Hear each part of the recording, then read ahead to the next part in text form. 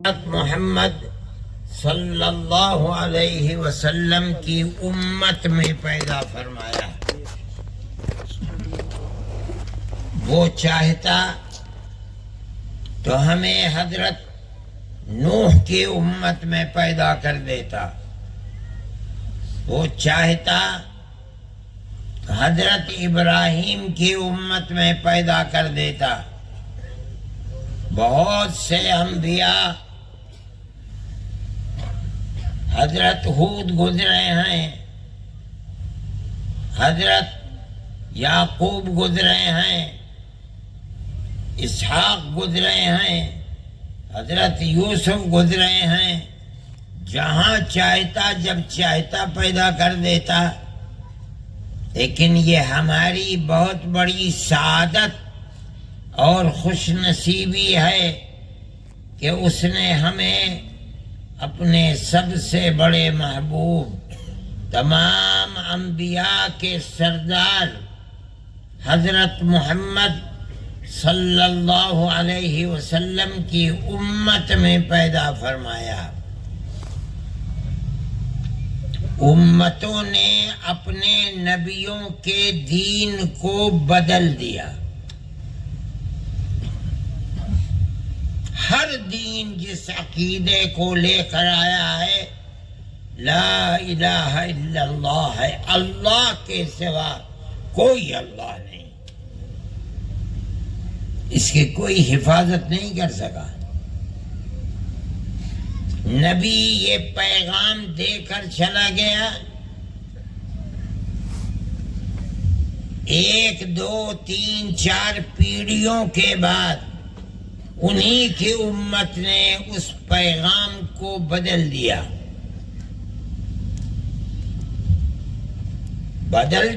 اللہ نے دوسرا نبی بھیج دیا، اس نے آ کر پھر وہی پیغام لا الہ الا اللہ کا دیا۔ 2 4 پیڑھیاں گزرے پھر بدل دیا، اللہ نے تیسرا نبی بھیج دیا۔ حضرت آدم سے لے کر حضرت عیسیٰ تک یہی سلسلہ چلتا رہا۔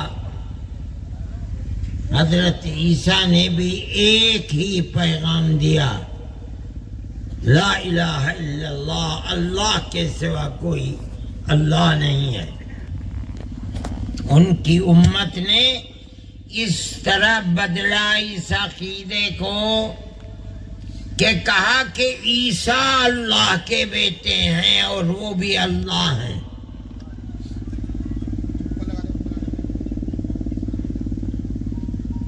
اللہ قیامت کے دن ان سے پوچھے گا، قرآن میں ہے اَأَنْتَ قُلْتَ لِلنَّاسِ اتَّخِذُونِي وَأُمِّيَ إِلَٰهَيْنِ مِن دُونِ اللَّهِ، کیا تم نے عیسیٰ بتاؤ اپنی امت کو یہ سبق دیا تھا کہ میرے سوا تم کو اور تمہاری ماں کو بھی اللہ مانا جائے؟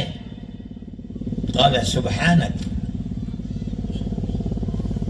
آپ کی ذات شرک سے بری ہے، آپ اکیلے ہیں، آپ کے سوا کوئی اللہ نہیں ہے۔ اے اللہ، اگر میں نے کہا ہوگا تو آپ جانتے ہیں آپ سے کوئی چیز چھپی ہوئی نہیں ہے۔ ما قلت لهم الا ما امرتنی به، اے اللہ جس کا آپ نے مجھے حکم دے کر دنیا میں بھیجا تھا، میں نے اس کے سوا کچھ نہیں کیا۔ یہ میرے اوپر الزام ہے۔ اس کے بعد دوسرا نبی، آخری نبی، سب سے بڑا نبی، اللہ نے حضرت محمد صلی اللہ علیہ وسلم ہمارے آقا کو بھیج دیا۔ ان کی خصوصیات ہیں جو پہلی امتوں میں نہیں ملتی۔ ان کا دین قیامت تک دنیا میں رہے گا، نہ بدلے گی امت، نہ چھوڑے گی امت، اس لیے اب کسی نبی کی ضرورت بھی نہیں ہے۔ اس امت کی خصوصیت ہے مسلمانوں کی کہ جس دین کو لے کر ان کا نبی آیا تھا، پہلے نبیوں کی امتیں نبیوں کے لائے ہوئے دینوں کو بدلتی رہیں، اللہ نبی بھیجتا رہا۔ یہ وہ دین ہے، امت جس کو دانتوں سے پکڑے رہے گی۔ آج 1400 سال گزر گئے، قرآن جس دین کو لے کر آیا تھا وہ قرآن بھی موجود، حدیث میں جس دین کا پرچار کیا گیا تھا وہ حدیث بھی موجود، اور امت نے اس کو دانتوں سے پکڑ رکھا ہے 1400 سال، وہی قرآن ہے، وہی حدیث ہے، وہی دین ہے، وہی کلمہ ہے، لا الہ الا اللہ محمد رسول اللہ۔ آج نہیں، قیامت تک یہی کلمہ چلتا رہے گا۔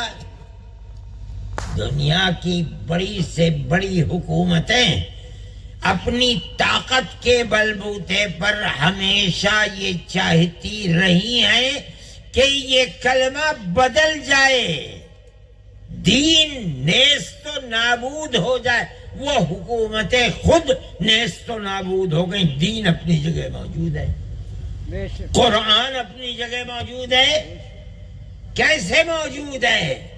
امت نے پکڑ رکھا ہے، سینے سے لگا رکھا ہے۔ یہ بچہ ہے، چھوٹا سا بچہ، کہاں اترا تھا؟ مکے اور مدینے میں قرآن کب اترا تھا؟ 1400 سال پہلے اترا تھا۔ آج یہ بچہ ہریانے کے اندر بیٹھ کر قرآن پڑھ رہا ہے، سنا رہا ہے، یاد ہے۔ کیا چیز ہے؟ امت نے سینے سے لگا رکھا ہے اس دین کو۔ اللہ نے وعدہ کیا، اِنَّا نَحْنُ نَزَّلْنَا الذِّكْرَ وَإِنَّا لَهُ لَحَافِظُونَ۔ اس دین کی بنیاد جو قرآن ہے ہم نے اتارا ہے، ہم اس کی حفاظت کریں گے۔ کیسے حفاظت؟ لکھا ہوا لائبریریوں میں موجود ہوگا؟ نہیں، ہم جو امت دیں گے اس امت کے سینے میں ہم محفوظ کریں گے اسے۔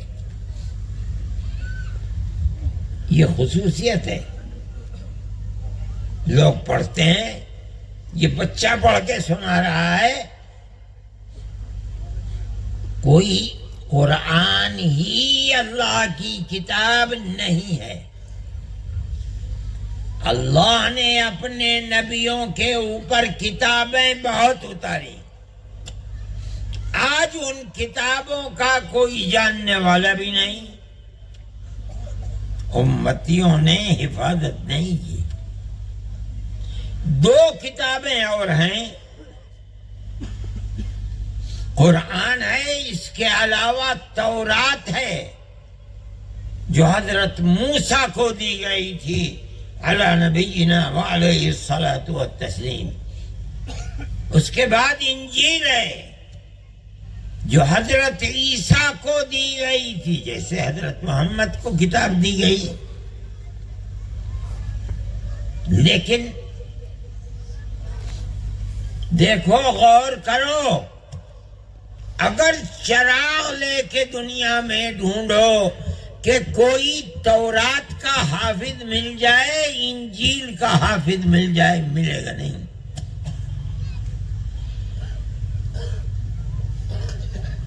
اور قرآن کے حافظ 1000 10,000 نہیں، 1,00,000 10,00,000 نہیں، کروڑوں کے کروڑ آپ کو مل جائیں گے۔ شہروں میں مسجدیں کم ہوتی ہیں، قرآن کے حافظ زیادہ ہوتے ہیں۔ یہ اس دین کی حفاظت اللہ نے لی تھی، آج تک محفوظ ہے یہ دین۔ یہ خصوصیت ہے ہمارے آقا، ہمارے ملجا و ماوا، ہمارے نبی، ہمارے رسول، رسولوں کے سردار، قیامت کے دن ہماری شفاعت کرنے والے، ہمیں عذاب خداوندی سے بچانے والے، جہنم سے نکال کر جنت میں جگہ دلانے والے حضرت محمد صلی اللہ علیہ وسلم